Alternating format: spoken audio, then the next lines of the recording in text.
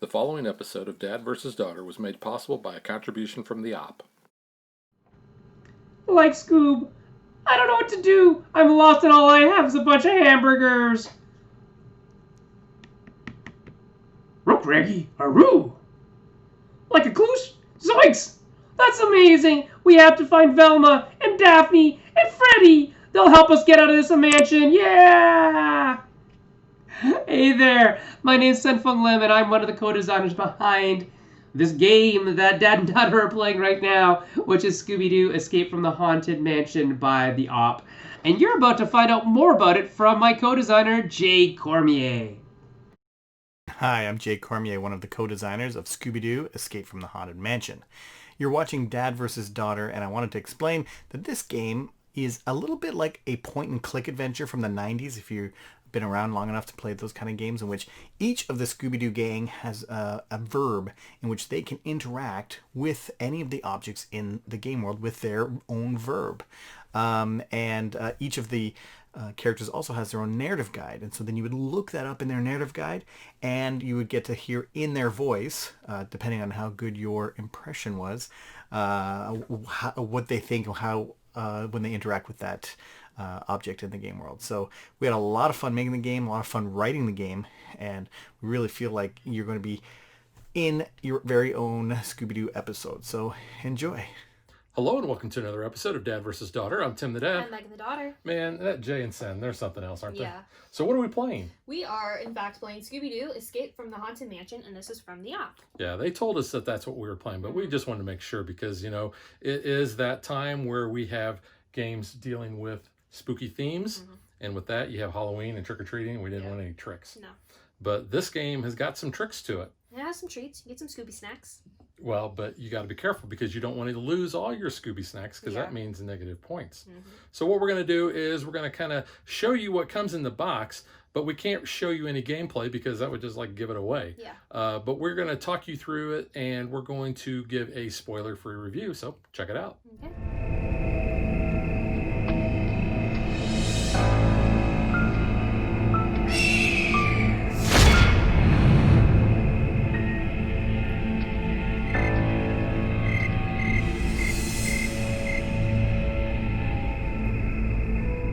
We're going to show you as much as we can without giving anything away. We just took the plastic off of this, so we're going to open it up, and if we do have any spoilers, then we'll edit that out so we don't ruin it for the rest of you.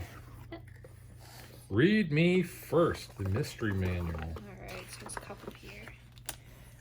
Alright, before looking at any contents in the box, read this manual. So, contents, setup, do not shuffle, how to play. Right, using the Mystery Inc. characters. So it looks like research, eat, use, smell, and investigate. Ooh, Shaggy, I don't know if we want to eat everything we find. Shaggy eats. Shaggy's always got the I munchies. know. Well, yeah. Solving puzzles, Scooby snacks, and you're now ready to start your adventure. And then we get to figure out our scoring and how we'll do. Yeah, it's all based on how many Scooby snacks we have left. So this plays out in 2 chapters. It says you can choose to play the game in one sitting and solve the mystery, or if you prefer to pause and return to the game in another sitting, there will be directions at the end of chapter 1 on how to pack it up and play chapter 2 at a later time. Yeah, we're gonna play through the whole thing. Yep. So hint chart and Scooby snack tracker. Yeah.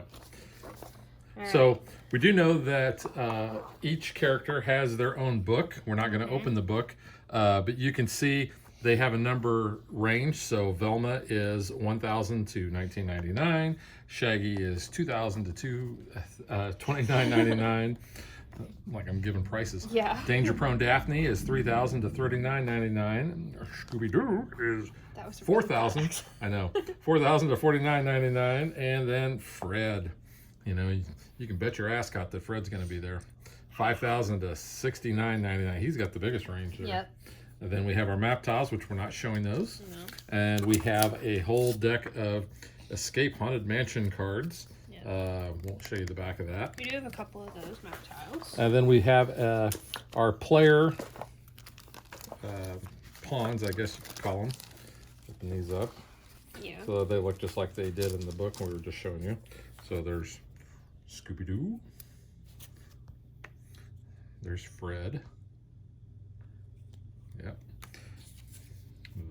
And the number corresponds to on the base of that. Yep. Shaggy.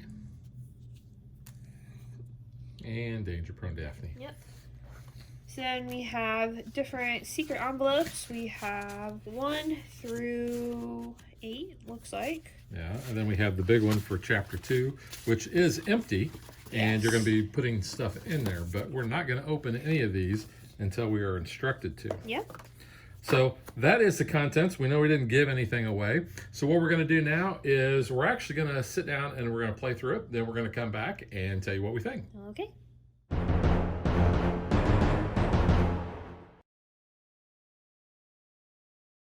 Well, that took quite a while. It took us about 4 hours. I was actually surprised at how long it took, but Yeah. it didn't seem long. It just No. we just kept going and going and going, and Then we're like, wait, it's like been a while. yeah, when we finished the game, we looked at the clock and like, wow, I cannot believe how much time has passed. Yeah. So that's a good sign because it didn't feel like it went that long. No, we got really into it, and we were just saying when we finished, this definitely felt like a Scooby-Doo episode. Like, yeah. 100%. I really enjoyed this game.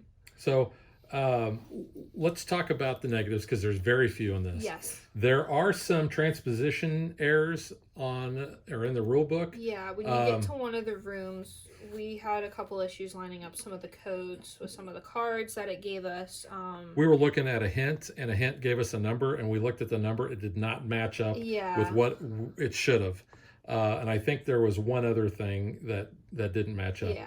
There was a card that when we looked at the clue on the card, it said, oh, reveal the card. Well, it was the card we were holding, so it was already revealed. So it kind of was a little wonky, but that was like only in one place. It didn't really affect the game. It just kind of stalled our gameplay a little bit, but not terribly. Yeah, and then there was one puzzle that we could not make any sense out of.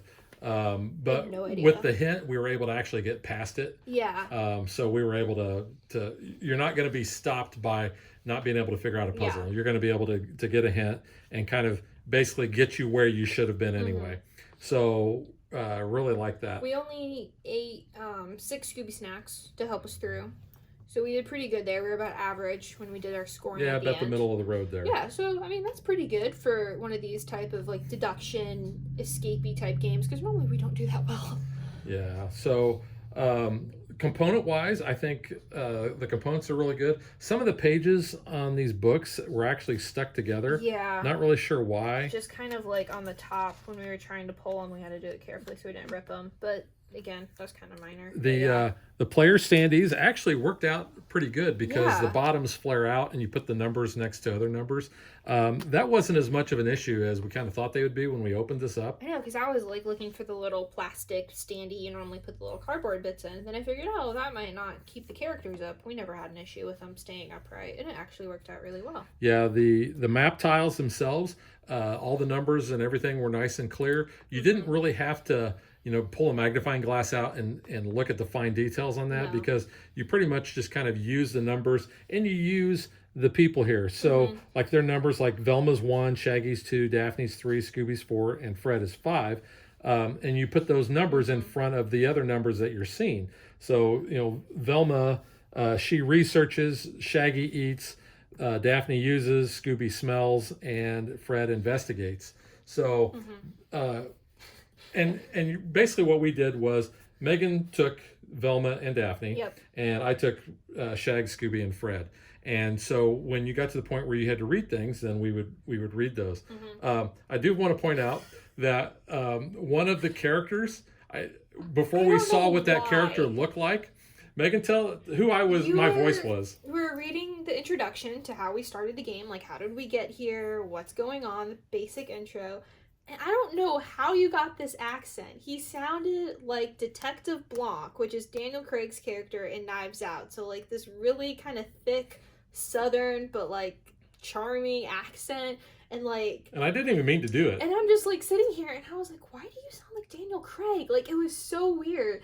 And then like one of the other characters James Bond is French, and I was like, so everyone's Southern except the chef? Like, all right. So it was kind of weird when you were doing the voices. I will say also, true to cartoon style, if something looks like the coloring's a little out of place, that's probably the item you're gonna use or look at. So you know how like when you look at a cartoon and it's like, oh, that door kind of stands out compared to all the other background art. It's kind of similar to some of these cards, so it's kind of true with the style of the cartoons. And I think the puzzles, other than that one, Yeah, they were fairly easy. we kind of figured most of those out. I don't think we had any hints on any other puzzles. No, it took us a little bit longer on one of them. But we eventually got there. We debated about that one for a while, but then we figured it out. And we were looking closely because there's one card kind of helps you With another figure out the puzzle. And Megan and I were looking at it in two different ways. Megan looked at it one way, and I was looking at it like this, and she's like, "Why are you looking at it like that?" Like, where are you and getting this? I'm like, "No, I'm looking at it like this," and she's like, "No, look at it this way," and I'm like, "Oh yeah." And then you saw what I saw, because I was like, how are you getting this information? So that was kind of interesting. There were some things when we encountered them, we never actually used them. So I don't know what happened there. Well, and there was things that we encountered we didn't use until the very end of the game. Yeah, so we're just carrying around some of these objects. But I do really like these secret envelopes. They're really cool. They each have different components, different things in here that are going to change your gameplay. Some are really heavy, some are really light, some and we kept notes as far as what we removed from that, so that when we got done we were able to put everything back in the correct envelope. But once you use it, the books tell you, hey, make sure you put so and so item back in envelope 3. So you never really have to keep track of that yourself. It's going to tell you and walk you through everything. And as the game goes on, it tells you, hey, take numbers, X, Y, and Z, which are actually letters, but, let's just use for an example 1, 2, and 3, and put them back in the box. And if you do stop, because this game will let you stop between chapters, if you want to take a break, pack it up, and come back to it later if you don't have time, it tells you when you restart and you start up chapter 2, hey, you should have all of these cards. If you don't, well, eat a Scooby snack. Somehow you missed it, and it's a slight penalty, but nothing too serious. I think we missed 2 throughout the entire game. 2 cards, yeah. So we don't really know how we missed those, but we did, and it ended up helping us out. We missed because of that one puzzle that we had to go do hints for. So and then one, I was just like, oh, okay, we have this one. Somehow we didn't get it, so that wasn't too big of a deal. But that's nice because it does kind of keep you on track, especially before you go into like the final chapter. Because it's really like 2.5 chapters. The finale is kind of where you obviously figure out who done it in true Scooby-Doo fashion. So, I mean, it does break it down and tell you, hey, you need to have this, don't have this, get rid of it. So you're never really left with too many objects. You're kind of fumbling around and don't know what to do with. Yeah. But like you said, this did feel like we were watching a Scooby-Doo episode. The only thing, and I did say this. No, I don't I think... can't say no, that. No, that would be a spoiler. That would be a spoiler. Dang it, yeah. There was one thing that I was kind of like, that doesn't seem entirely accurate. But yeah, if I do say it, that would be a spoiler. Yeah. I don't want to say that. I can't say Velma never loses her glasses. Yeah, because they do make a comment about that, but she never actually loses them. Yeah. Because I was expecting that to happen. You're not running through hallways with, the mismatched ghosts chasing after Shaggy and Scooby like you see in the cartoon sometimes, but Yeah, and everything I think followed along pretty well, and it does tell a really good story. It does. Now your story could be in a little bit different order depending on which character is interacting with certain things. But it does tell you in the rule book, hey, you're not being timed. So there's no reason why you shouldn't be really using everybody when you can. Yeah. And I'm just going to let that hang out there because like true Scooby-Doo fashion, not all of the gang is together all the time. Yeah. So you may have access to somebody but not access to somebody else. But when you do have that person or dog come back, then you may be able to use them to get something that you missed. Which is kind of funny because, like we said, everyone has a different ability. There were sometimes I'm like, is Shaggy really going to eat this? Like, I don't know if he really wants to look at that. But, like, it did actually give us a clue that we needed. So what I kind of decided, once we got, the majority of the gang back, I was like, okay, let's just pick a number. Let's go with everyone, see what they reveal. The order of that sometimes depended because... Like, I could read something with Daphne and then be like, oh, well, Velma already has it. Well, we haven't read Velma's card yet, or book. So that kind of depends, but it doesn't change the gameplay too much. Yeah. Like I said, overall, I thought this was a great experience. It was a great way to spend the afternoon. It was a lot of fun. And, you see, 1, 2, 3, 4, 5. Not anybody is one particular character. No. So essentially, you can have as many people play this as you want. I'm not sure what the box one or more says. one You or could do more. it solo if you really You could, wanted. and because you're going to know which book to read out of, Mm-hmm. and you can, voices are optional if you want to try to, If you want to sound like. But they do have all the Scooby-Doo things. There's Jinkies and Yeah. Ruh-Roh and all that good Scooby stuff. snacks, yeah. Scooby snacks. I would have gotten away with it if it wasn't for these meddling kids. That's The dog, at the yeah, end. definitely. You Um, unmask. So Yeah. all the Scooby-Doo tropes are all there. Like I said, the gameplay, we really enjoyed it. Definitely. It's almost too bad that it's a one-off. But it was enjoyable, and I think for the amount of time that we spent playing this and the amount of enjoyment we had, it's well worth what the cost was. And the nice thing is, like we said, we put everything back together. Unlike some escape room type games, you're not destroying any of the components. So, like I said, we put everything back in the proper envelopes. We put all the cards back in the proper order. So we can hand this off to somebody else and they can play it. So yeah, if you do want to play it again, like maybe with a different group of people, make sure you might wait a while so you forget who it actually was, because the results are not going to change. The same bad guy is always going to be the same bad guy. But I don't know if this is a thing. There are hundreds of Scooby-Doo stories. So, like, who's not to say you can't make another Scooby-Doo adventure? Yeah, because there's definitely could really be other good, ones out. I mean, I don't recall if this, bad guy was, like, in a cartoon ever. I don't believe so. But, like, there's so many good, like, Scooby-Doo bad guys, so you could easily make an adventure around. Well, and I do know this is a Coded Chronicles game. That there is another one that's it's either out or it's coming out, and it's based on The Shining. That would be creepy. Watch out for girls or women in the bathtubs. Oh God, no. Yeah, watch out for the girls too. Yeah, the twins. But, ugh. That would be definitely. This is more the family-friendly horror game. Yeah, if you want to amp it up, pick up The Shining. I will not, because that movie kind of freaks me out a little. Yeah, but I would definitely recommend this. Like I said, it is a one-off, but I think you're going to get a lot of enjoyment out of it. So yeah, 2 thumbs up for me. Thumbs up. It felt like I was watching a Scooby-Doo or being part of a Scooby-Doo story. Yeah. So yeah, a great experience. Very fun. So that is Scooby-Doo Escape from the Haunted Mansion from the Op, and by my designer buddies Jay and Sin. Thanks for doing our intro. Thank you. And we will catch you guys next time. Bye.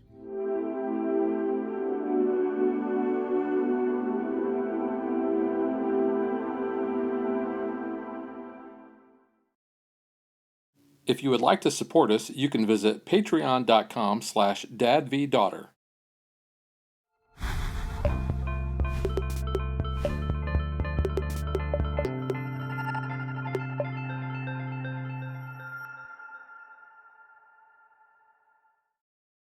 Like and follow us on Facebook to stay current on our show schedule, sneak peeks at future shows, and to interact with us.